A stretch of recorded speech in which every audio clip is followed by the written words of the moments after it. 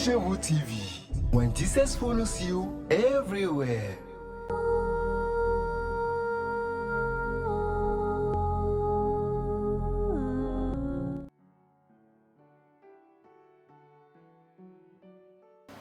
Bonjour chers téléspectateurs de Christ chez vous TV. Nous vous saluons dans le beau précieux nom de notre Seigneur Jésus-Christ. Bienvenue dans l'émission Au cœur de la vie chrétienne. Aujourd'hui, nous allons parler de la solitude et du doute que certains hommes et femmes ont pour avoir aussi un mari et une femme. Avec mes invités, nous allons parler. Christ chez vous TV. Bonne arrivée, mes invités. Merci beaucoup, la Patrice. Comment vous allez? On se porte bien à la grâce du Seigneur. Et la famille? La famille va bien aussi. Ah, ok. À ma droite, je suis avec le pasteur Doudi Ombo et avec le frère Atete Emmanuel. Aujourd'hui, j'aimerais qu'on parle de la solitude parce que c'est aujourd'hui récurrent dans notre société. Il y a des femmes qui veulent être seules et aussi veulent être avec un homme. C'est de la même manière avec les hommes aussi. Donc, pour ne pas perdre du temps, je vous demande en même temps, qu'est-ce que c'est que la solitude? Merci beaucoup, l'animatrice. Je vous en prie. Aujourd'hui, c'est récurrent. On voit ça partout. La solitude, c'est aimer à rester seul et aimer soi-même. Quand on est seul, on est à l'aise plus que si on est avec les autres.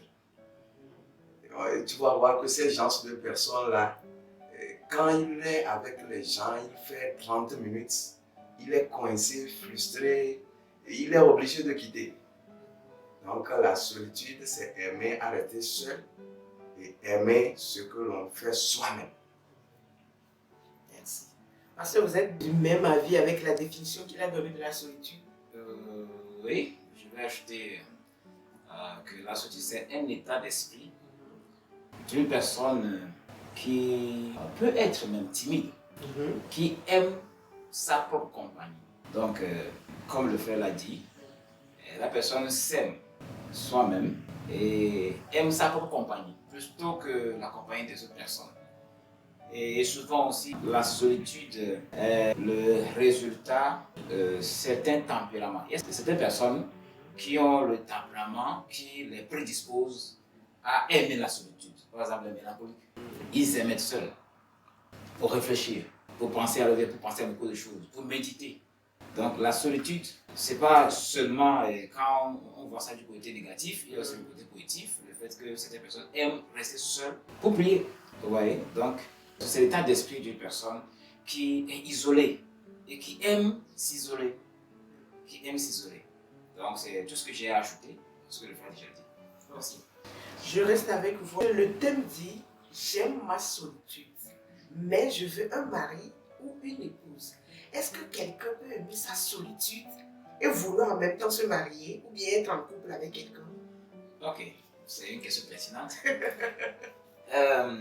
D'abord, aimer sa solitude signifie que cette personne n'éprouve pas le besoin d'être accompagnée. Si j'aime ma solitude, j'aime être seul, c'est-à-dire j'aime l'état dans lequel je suis pour être seul. J'aime être seul, j'aime vivre seul, j'aime faire mes choses seul. Donc cette personne n'émet pas le désir d'un besoin, mais n'émet pas un besoin d'être accompagné. Or, quand nous voyons dans les Saintes Écritures, Dieu a dit il n'est pas bon que l'homme soit seul. Il dit je vais le faire, je vais lui ajouter l'aide qu'il faut. Bon, Adam n'a jamais pensé qu'il serait secondé. Il n'a jamais eu cette idée. Donc c'est Dieu qui a dit il n'est pas bon qu'il soit seul. Dieu a vu le besoin que Adam doit être accompagné. Mais Adam ne se plaignait pas. Surtout, il ne se plaignait pas de la façon, du fait qu'il soit seul. Il ne se plaignait pas, il n'a pas dit bon, les animaux sont deux à deux, tout ça là, mais moi je suis seul. Ouais, bon, non, il ne s'est pas plaint. Mais c'est Dieu qui a vu que non, il n'est pas bon que lui soit seul, mais je vais lui ajouter l'aide dont il a besoin. Okay? Donc, quelqu'un qui dit j'aime ma solitude peut aussi aimer sa solitude dans un sens donné. Pas dans tous les sens que bon, moi je ne veux pas être accompagné. Mais en fait, le mariage même ne doit pas être le résultat du fait que je ne veux pas être seul. C'est pas parce que je ne veux pas être seul me marier. Si je ne suis pas heureux seul, le mariage ne peut pas marcher. Je dois apprendre à être heureux seul d'abord. Ok? Donc quand j'aime ma solitude, c'est que je suis heureux dans ma solitude. Si c'est ça l'idée, alors cette personne peut vouloir se marier. Parce que quand la personne dit je veux me marier, j'aime ma solitude, mais je veux me marier, c'est que la personne dit ok, j'ai besoin de me marier. Mais au même moment, ce n'est pas que je n'ai pas le bonheur, j'ai déjà le bonheur. Et c'est ce que je dis, le mariage c'est le partage du bonheur. Donc j'ai déjà le bonheur, j'aime ma solitude, je suis seul, je l'aime. Mais ce n'est pas que je n'ai pas besoin d'une personne qui viendra m'aider dans ce que j'ai à faire comme travail, comme mission de la part de Dieu. Okay? Donc quelqu'un peut penser comme ça, j'aime ma solitude, mais je veux me marier. Mais une personne qui dit j'aime ma solitude, déjà au préalable dit que je suis déjà satisfait. Déjà satisfait.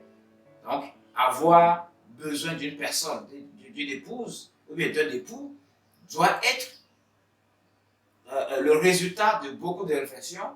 Il dit, ok, j'aime ma solitude, oui, mais c'est à ce niveau, je dois me marier.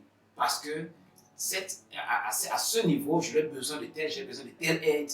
Donc, en fait, c'est ça même. C'est ça même. Moi, à mon avis, c'est ça. C'est ça même. Quelqu'un qui aime, il est seul, il est déjà heureux seul, et maintenant, il veut se marier. Cette personne peut vraiment rendre heureuse la personne qui est à ses côtés. Merci. Frère Emmanuel, je vous pose la même question. J'aime ma solitude, mais je veux un mari ou une épouse. Ce n'est pas un doute ou bien quelqu'un qui ne va pas bien dans sa tête. Cette personne qui donne cette phrase-là, il n'est pas malade quelque part. Merci beaucoup. Oui. Aimer sa solitude et vouloir se marier, c'est comme en fait, ces deux mots-là ne veulent pas être ensemble. Puisque tu es solitaire, tu aimes rester seul, mais tu veux épouser une fille ou bien tu veux te marier. Et quand tu te maries, ça veut dire que il y a certaines choses à partager ensemble. Or que toi-même, tu te suffis. Pourquoi tu veux te marier maintenant? C'est à cause de quelque chose. Parce que tu sens les besoins sexuels. Peut-être c'est ça seul qui te pousse à se marier. Et si c'est ça seul, ça veut dire que dans ce couple, il y en aura beaucoup de problèmes. Parce que vous n'allez pas vous comprendre. Et quand nous prenons la solitude, il y a de façon naturelle, c'est-à-dire la personne est née comme ça. Et quand il est seul, il est à l'aise. Et il y en a d'autres, c'est parce qu'il a été blessé. Et c'est à cause de ça, il a décidé maintenant d'être seul, de faire les choses seul. Et quand ça va dans ce cas, il faut savoir que cette personne a besoin d'une personne pour l'aider à se retrouver. Et ça peut aller. S'il trouve une bonne personne pour l'accompagner, à un moment donné, cette personne sera guérie. Mais si tu es d'une nature solitaire, ça serait un peu difficile. Ça serait un peu difficile. Parce qu'il faut être ensemble avec la personne et il faut partager les choses avec la personne. Si nous prenons par exemple le livre d'Esther, le roi Assuérus, au moment où il a organisé ce festin, il a vraiment célébré, il s'est inventé, il a présenté tout ce qu'il a comme bien, tout. Il a voulu aussi présenter sa femme. Et il a envoyé les 7 eunuques d'aller appeler sa femme pour venir. Mais la femme a préféré rester seule, solitaire. Et ils sont revenus dire ça au roi. Le roi s'est fâché et il a pris une autre décision. Parce que la femme lui a manqué du respect. Et à partir de là, un problème est venu en même temps. Et le roi, avec les princes, ont décidé en même temps de chercher une autre femme qui peut honorer le roi. Qu'est-ce qui a amené ça? C'est la solitude.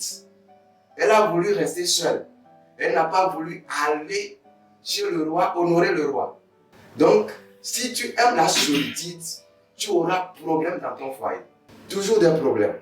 Parce que la solitude, comme le pasteur vient de dire tout à l'heure, Dieu a dit qu'il n'est pas bon que l'homme soit seul.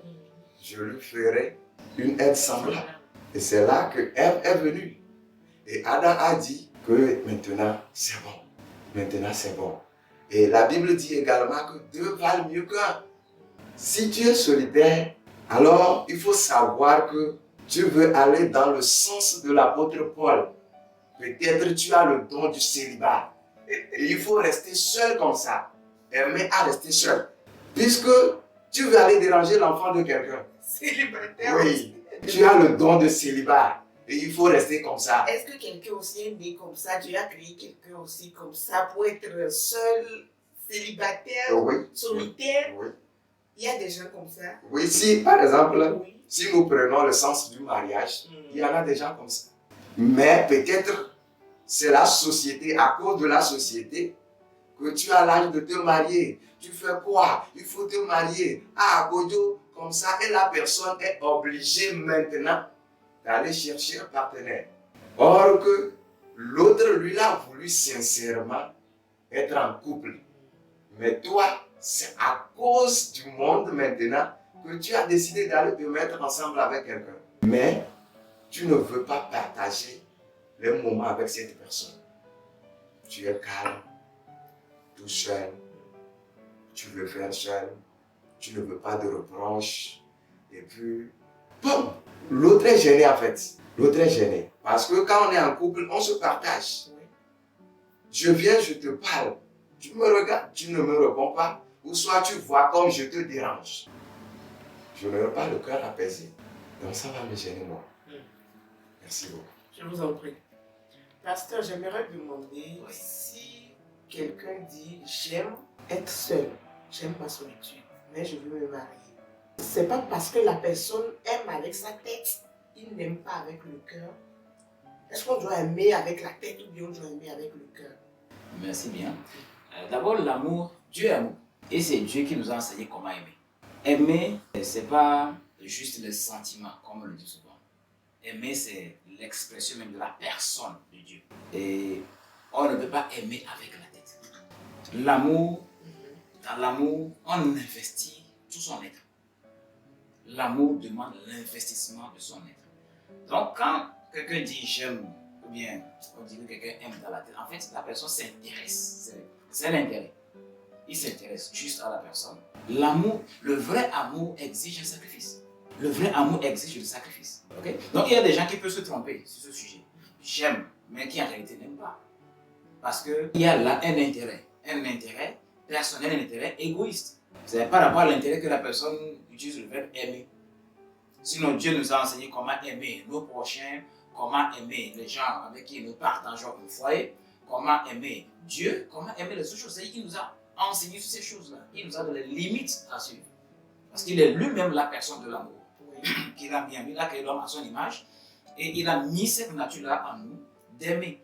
Donc, Dieu nous dit quand aimer aussi. Comment aimer, qui aimer et comment aimer qui aimer. Oui. Donc, aimer, ça doit venir depuis notre être. Et le sang de l'être, c'est le cœur. Le sang même de l'être, c'est le cœur. Et tu aimeras ton Dieu de toute ta force, de ta pensée, de tout ton être, etc. Tu aimeras ton prochain comme toi-même. Donc, Dieu a départagé les choses. Il nous a montré comment aimer. Et c'est souvent ça là que nous apprenons quand nous apprenons à être avec Dieu, à être seul avec lui. Et c'est là qu'il nous enseigne. La plupart des grandes personnalités, quand vous allez voir qu'ils ont appris à être seul avec Dieu. C'est là même l'école de Dieu. Ouais. Donc, c'est là-bas aussi que Dieu te corrige. C'est là-bas qu'il te bâtit. C'est là-bas qu'il t'élève, c'est là-bas qu'il t'édifie. Des choses que tu dois ajouter à ta personnalité, c'est là-bas. Donc, c'est pourquoi je disais que quelqu'un peut, j'aime ma solitude. J'aime. Pourquoi tu aimes? Là, il doit te dire maintenant pourquoi il aime sa solitude. Parce que dans ma solitude, j'apprends beaucoup de choses avec Dieu. Je suis ici, là où je suis maintenant, c'est parce que j'ai appris beaucoup de choses quand j'étais seul avec Dieu, seul avec Dieu. Il y a un homme de Dieu qui a dit que si tu ne sais pas gérer ta solitude, tu ne pourras jamais gérer un foyer. Parce que il faut apprendre d'abord à être seul avec Dieu pour savoir comment être avec autrui. Tout ce qu'on fait dans cette vie est basé d'abord sur soi. Tout ce que tu dois faire à autrui, tu dois voir même est-ce que tu peux te le faire à toi-même. Et tout ça, là, ça s'apprend dans la présence de Dieu. Donc, aimer avec le cœur, c'est ça même, l'amour origine depuis là. Mais avec la tête, il y a juste un intérêt. On a fait des calculs. Ok, ces calculs-là, ça va m'arranger un peu. Bon, si je marche avec elle, je serai multimillionnaire dans... Juste après le mariage, je suis devenu millionnaire parce qu'il y a des choses à partager. Donc, il y a tout ça là. Et quelqu'un peut dire j'aime. Mais il sait qu'il n'aime pas. Mais avec ça, il dit j'aime. Je veux me marier parce qu'il a vu un intérêt quelque part. Ok? Ah, bon, mais il aime sa solitude. Ça, c'est autre chose quand même. Merci. Je vous en prie. Frère Emmanuel, est-ce que c'est pas parce que quelqu'un a été blessé par l'amour? Parce que le pasteur a dit maintenant, nous devons aimer avec le cœur. Mais il se pourrait que la personne s'est fait blesser. Et on l'a brisé le cœur, c'est pourquoi il a dit, et je dois aimer avec la tête et non avec le cœur. Oui. Est-ce que ce n'est pas dû à des gourmets ou bien à des choses de la vie, des coups de la vie? C'est le pourquoi la personne a dit d'aimer avec la tête et non avec le cœur. Tout à l'heure, je disais qu'il y a deux ou disons trois sortes de solitaires. C'est-à-dire quelqu'un qui a été blessé. Oui. Il comptait sur quelqu'un et la personne l'a déçu. Et à partir de cet instant, il décide maintenant de réfléchir avant de prendre des décisions. Là, ça veut dire que cette personne est en train d'aimer avec la tête. Ça. Ce n'est pas le cœur. Donc, tu vas voir que ces genres de personnes, ils ne vont pas aimer dans le sens de l'amour vraiment. Comme le pasteur vient de dire, Dieu est amour. Malgré tout ce que nous faisons, nous péchons, tout ça là, Dieu nous a tant aimés. Et il a envoyé son Fils unique pour venir mourir. Il n'a pas pris ça parce que les gens lui désobéissent, les gens ne respectent pas la loi, mais tout ça là. Mais il a encore décidé d'aimer toujours avec son cœur et envoyer son Fils. Et c'est comme ça, nous les hommes aussi, nous devons apprendre à aimer. Pas avec la tête. Je peux être blessé, mais chercher à ce que le Seigneur me guérisse, me donne le cœur à nouveau d'aimer. Il faut avoir le cœur d'amour. Parce que quand tu aimes quelqu'un, ce n'est pas en partie, mais tu le aimes de tout ton cœur, de toute ton âme, de toute ta force et ta pensée aussi également. Et quand la personne est en train de subir certaines difficultés, toi-même tu sens comme c'est toi qui traverses ça. Donc tu aimes avec le cœur ça. Mais quand la personne est en train de traverser des moments difficiles ou peut-être la personne est malade, mais toi tu t'en fous, peut-être c'est en ce moment que tu lui grondes, toi tu déranges les gens, chaque temps tu dis tu es malade, chaque temps tu dis tu es malade et tu prends ta valise, tu pars, ton sac tu pars. Ça veut dire que tu as aimé cette personne avec la tête. Ou soit peut-être la manière dont tu as été blessé, tu as décidé que bon, si je veux marcher avec quelqu'un, alors il faut que je regarde si la personne a ce que je veux, les biens matériels, là je vais le suivre. Et là tu n'aimes pas la personne, mais c'est ce que tu as vu chez la personne, c'est ça qui t'a poussé à aller chez la personne maintenant.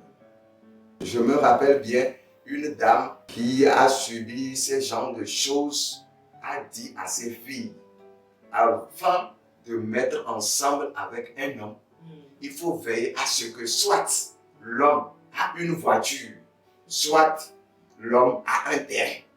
En dehors de ça, si vous me présentez quelqu'un ici qui n'a rien, il se débrouille. Peut-être il se débrouille, il travaille quelque part, par mois, on lui donne 35 000. Je refuse, je dis non et je dis non. Parce qu'elle a été blessée.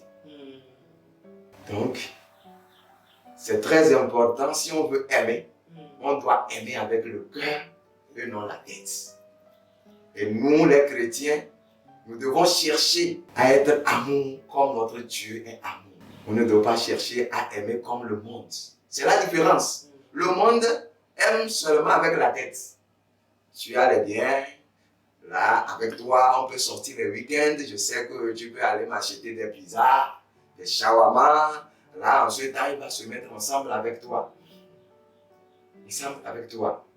Donc, il faut vraiment que l'on aime avec le cœur et non la tête. Je reste avec vous en même temps pour finir, pour vous demander, et pour nous les chrétiens jeunes, hommes mariés aujourd'hui que nous sommes, est-ce que nous pouvons décider sur un coup de tête en disant nous voulons rester seuls, mariés, mais être seuls, ne pas être marié aussi et être seul? Un chrétien peut décider ça de sa propre volonté. Est-ce que c'est mauvais, c'est un péché? Décider Hmm. d'être seul Oui. sans se marier, alors tu dois être ferme dans ça. Mais je dirais qu'en tant que chrétien, il faut toujours demander la volonté de Dieu. Nous sommes les êtres humains, composés du sang et de la chair. Est-ce que tu as les désirs? Si tu veux être seul, mais ça peut te pousser à aller se mettre ensemble avec quelqu'un, c'est-à-dire commettre le péché sexuel, ça c'est un péché grave. Tu ne vas pas hériter le royaume des cieux. C'est pourquoi l'apôtre Paul nous conseille, si tu sais bien que tu brûles, il faut te marier. Il faut être ensemble avec quelqu'un. Là, tu peux mieux faire les exercices qui peuvent t'amener au ciel. Parce que tu peux décider tout à l'heure que tu veux être seul. Mais tu sais bien que pertinemment que ça te brûle. Tu peux être tenté. Et là, tu cours vers l'enfer. Là alors, il faut savoir tu es de quel type. Demander la volonté de Dieu. Si tu sais bien que tu peux être résistant, rester comme ça, sans commettre le péché, Oui. et bien adorer le Seigneur, il n'y a pas de souci. Mais au moment où tu n'arrives pas à te contenir, tu veux être seul, mais tu sors un peu, tu goûtes, tu reviens, tu goûtes, tu reviens, là c'est un péché. C'est un péché. Merci. Parce que est-ce qu'un chrétien, femme ou homme, peut décider d'être seul, d'être solitaire? Est-ce que c'est un péché? C'est un mal en soi? Ok, je vais lire quelque chose dans 1 Corinthiens chapitre 7. Je pense que je vais descendre jusqu'au verset 25. Il dit, pour ce qui est des vierges, je n'ai point d'ordre du Seigneur, mais je donne un avis, comme ayant reçu du Seigneur miséricorde pour être fidèle. Voici donc ce que j'estime bon, à cause des temps difficiles qui s'approchent. Il est bon à un homme d'être ainsi. Es-tu lié à une femme? Ne cherche pas à avoir lien. N'es-tu pas lié à une femme? Ne cherche pas une femme. Si tu t'es marié, tu n'as point péché. Et si la vierge s'est mariée, elle n'a point péché. Mais ces personnes auront des tribulations dans la chair, et je voudrais vous les épargner. Quelqu'un peut décider de ne pas se marier, comme le frère vient de le dire, tout simplement parce qu'il a vu peut-être la course dans laquelle il est, et il a décidé de ne pas courir pour des choses, parce que je n'ai pas continué la lecture, parce que lui dit, celui qui se marie cherche à plaire à son mari ou à sa femme. Mais celui qui n'est pas marié, il cherche seulement à plaire au Seigneur. Ok, il dit, moi je ne veux pas marier parce que je ne veux pas. Maintenant, il y a le petit problème qu'il a dit. Est-ce que ces personnes ne vont pas souffrir des continences? C'est-à-dire, si elles ne pourraient pas ne pas tenir en face des tentations. Et ça aussi c'est possible. Avec l'Esprit de Dieu, c'est possible. La Bible dit, à tes résolutions répondra le succès. Si cette personne décide que Seigneur, à cause de toi, je décide de mettre comme tel, maintenant il y a ce que le Seigneur va dire. Alors souvent, ce n'est pas seulement nous qui parlons, mais lui aussi parle. Il dit, ok, tu veux être comme ça, mais pour ce que je veux que tu fasses pour moi, tu ne peux pas le faire seul. Ces personnes ne rentrent pas dans le foyer parce qu'ils brûlent, ou bien je ne sais pas, parce que, bon, les autres courent au foyer, moi si je dois avoir quelque chose. Non. Mais ça fait partie de son appel. Et il y a des couples qui sont formés parce que c'est Dieu qui les a unis pour sa mission. Il y en a qui sont formés parce que, bon, les deux familles s'entendent, bon, ok, ils ont continué les liens familiaux comme ça. Et il y en a aussi qui sont retrouvés ensemble parce qu'ils ont grandi ensemble. Il y a des tas de... Mais en Christ, quel est l'idéal? L'idéal, c'est le couple que Dieu forme. C'est ça l'idéal. C'est pourquoi souvent c'est recommandé de prendre du temps devant la présence de Dieu. Pour être sûr dans ce à quoi tu vas mettre le pied. C'est pourquoi ce n'est même pas recommandé de tomber amoureux d'abord avant de venir vers le Seigneur. Déjà quand tu tombes amoureux, c'est fini. Mais c'est récurrent aujourd'hui. Et c'est ça. Et c'est pourquoi il y a beaucoup de divorces aussi. Mais tu dois vouloir aimer la personne avant de proposer à la personne, non? Comment ne pas aimer une personne et dire je vais vivre avec cette personne pour l'éternité, jusqu'à la mort? La Bible n'a pas dit, en fait, d'épouser la personne qu'on aime. Les personnes qu'on aime, quand ça trahit, vous savez combien de ce que ça fait, non? Quand tu aimes une personne, Ce qui est difficile, c'est que quand tu commences à aimer la personne, tu ne peux plus entendre la voix de Dieu concernant cette personne. Si Dieu te dit que ce n'est pas la bonne, Dieu sait que tu ne vas même plus entendre, donc il ne va même pas prendre son temps pour te parler. Tu vois une personne, ok. Cette personne peut t'intéresser. La Bible dit, ne réveillez pas l'amour. Donc c'est l'homme qui réveille. Tu peux décider un point. Attendre que, Seigneur, qu'est-ce que tu dis? Quand on aime la personne qu'on n'a pas encore épousée, on est dans un problème. Je vous dis la vérité. Parce qu'il y a beaucoup de situations qui peuvent se présenter dans la vie. Je connais des personnes.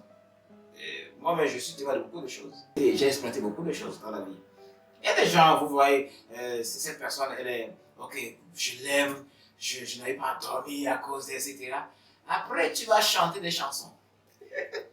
Tu vas chanter des chansons. Quand le cœur sera brisé, tu vas courir vers les chansons qui parlent des cœurs brisés, tout ça là. Tu vas les chanter.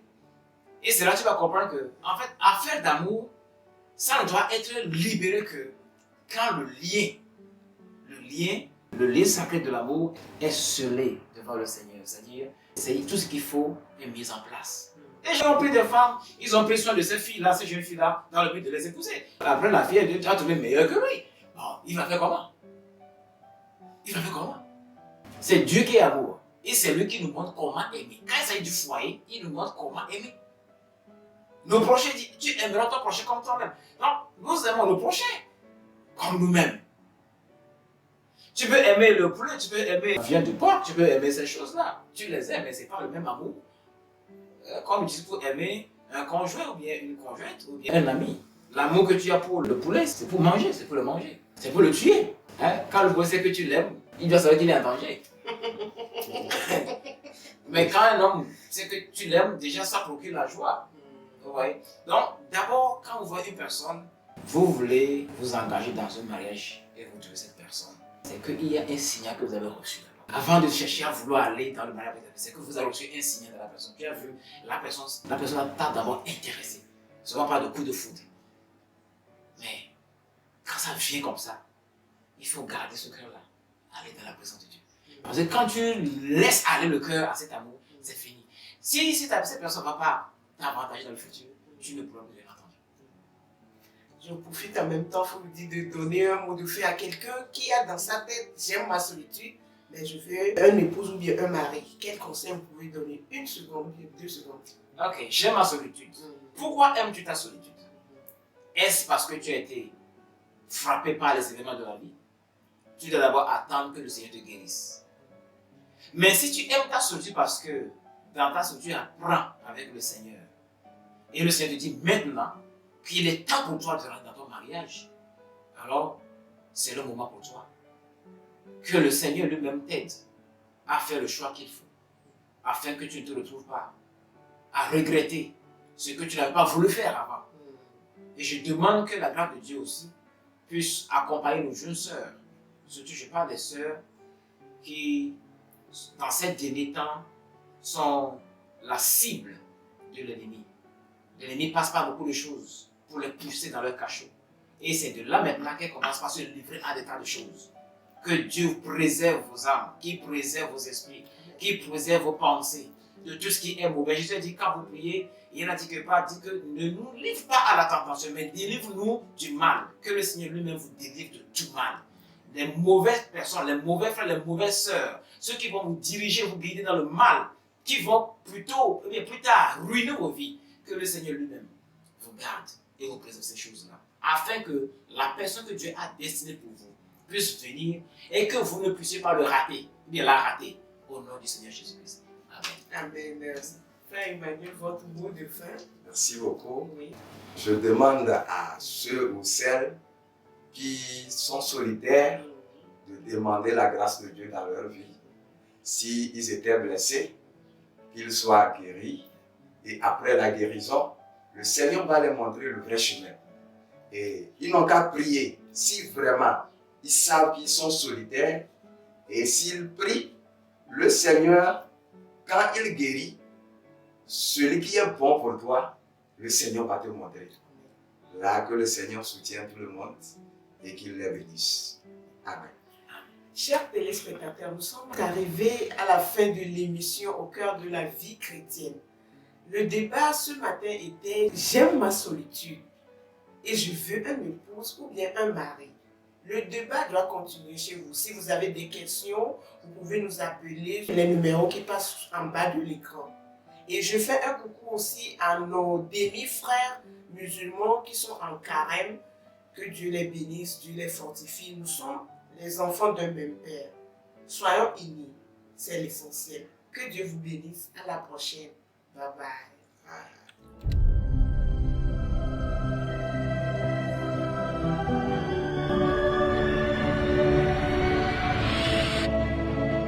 Christ Chez vous TV. When Jesus follows you everywhere.